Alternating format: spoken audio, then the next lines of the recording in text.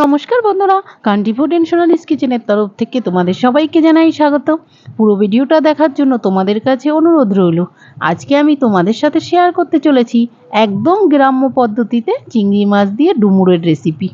এখন আমরা কাটার ভয়ে ডুমুর খাওয়া অনেকেই ছেড়ে দিয়েছি।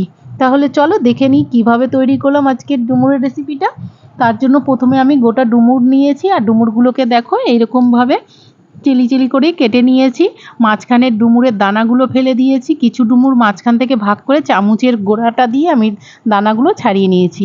এদিকে ওভেনে একটা কড়াই বসিয়ে দিয়েছি, তাতে পরিমাণ মতো জল দিয়ে দিয়েছি, আর ডুমুরগুলো ভালোভাবে ধুয়ে জলের মধ্যে দিয়ে দিলাম, আর এখানে হাফ চামচের মতন লবণ দিয়ে দিলাম, দিয়ে একটু নেড়ে চেড়ে একটা ঢাকনা দিয়ে সিদ্ধ হওয়ার জন্য ঢেকে দিলাম। আর এদিকে দেখো আলু কেটে নিয়েছি, পেঁয়াজ আর টমেটো আর চিংড়ি মাছ নিয়েছি। ওটাকে 3 মিনিটের মতো ঢাকনা দিয়ে ঢেকে সিদ্ধ করে নিয়েছি। ঢাকনাটা তুলে একটু নেড়ে চেড়ে দেখলাম সিদ্ধ হয়ে গেছে, নামিয়ে নিয়েছি। এদিকে ওভেনে আর একটা কড়াই বসিয়ে দিয়ে এলাম, তাতে পরিমাণ মতো সরষের তেল দিয়ে দিলাম, আর চিংড়ি মাছগুলো ছেড়ে 1 মিনিটের মতো নেড়ে চেড়ে ভেজে তুলে নিলাম। এই চিংড়ি মাছ ভাজা তেলের মধ্যে আমি একটা তেজপাতা 2 টুকরো করে, একটা শুকনো লঙ্কা 2 টুকরো করে ফোড়ন দিলাম, আর হাফ চামচ জিরে দিয়ে দিলাম। দিয়ে একটু নেড়ে চেড়ে ফোড়নটাকে ভাজা ভাজা করে নিলাম। আর ওই তেলের মধ্যে আগে থাকতে যে 2টো পেঁয়াজ আমি কুচি করে রেখেছিলাম, সেই পেঁয়াজ কুচি 2টো ছেড়ে দিয়ে ভালো করে নেড়ে চেড়ে 2 মিনিটের মতো নেড়ে চেড়ে ফ্রাই করে নিলাম।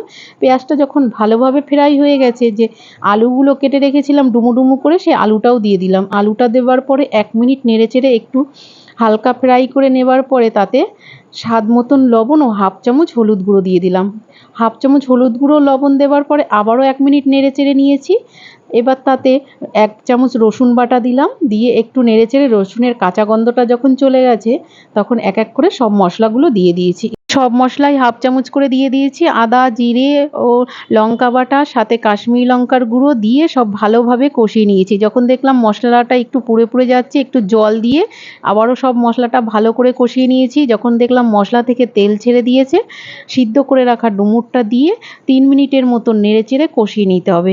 ডুমুরটা দেওয়ার পরে ভালোভাবে কষিয়ে নিতে হবে। এখানে দেখতে পাচ্ছ আমি কিন্তু মশলাটা কষানোর সময় কোনো টমেটো ব্যবহার করিনি, টমেটোটা পরে দেব।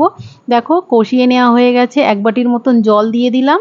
জলটা দিয়ে আবারও সব ভালো করে নেড়ে চেড়ে একটা ঢাকনা দিয়ে ঢেকে দেব 2 মিনিটের মতন, যাতে আলুটা একটু সিদ্ধ হয়ে আসে। 2 মিনিট হয়ে গেছে, ঢাকনাটা তুলে নিয়েছি, একটু নেড়ে চেড়ে দিলাম। আর আগে থাকতে আমি একটা টমেটো কুচি করে রেখেছিলাম, সেই টমেটোটা দিয়ে আবারও খুন্তি দিয়ে একটু নেড়ে চেড়ে টমেটোটা মাঝখানে করে দিলাম, আর একটা ঢাকনা দিয়ে আবারও 1 মিনিটের মতন ঢেকে দিয়েছি। ঢাকনাটা তুলে নিয়েছি 1 মিনিট পরে। এই সময় দেখো টমেটোটা ভালোভাবে গলে গেছে, আর সবজির সঙ্গে ডুমুরের সঙ্গে মিশেও গেছে।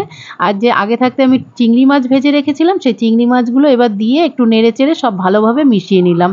আর এই সময় গ্যাসের ফ্লেমটা মিডিয়ামে রেখেছিলাম। দেখো গ্রেভিটাও অনেকটা টেনে এসেছে। এবার স্বাদের জন্য হাফ চামচ চিনি দিয়ে দিলাম, হাফ চামচ গরম মশলা দিয়ে দিলাম, আর সবশেষে ধনেপাতা কুচি করে দিয়ে দিলাম।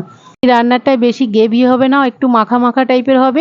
আমি নামিয়ে নিয়েছি, ব্যাস তৈরি হয়ে গেল আমার চিংড়ি মাছ দিয়ে ডুমুরের রেসিপি। বন্ধুরা এইভাবে তোমরা অবশ্যই বাড়িতে একবার ট্রাই করো। আর আমার ভিডিওগুলো যদি তোমাদের ভালো লেগে থাকে, লাইক কমেন্ট শেয়ার করো। আর কে কোথা থেকে দেখছো আমাকে কমেন্ট করে জানিও, তাহলে তোমাদেরকে ধন্যবাদ জানাতে পারবো।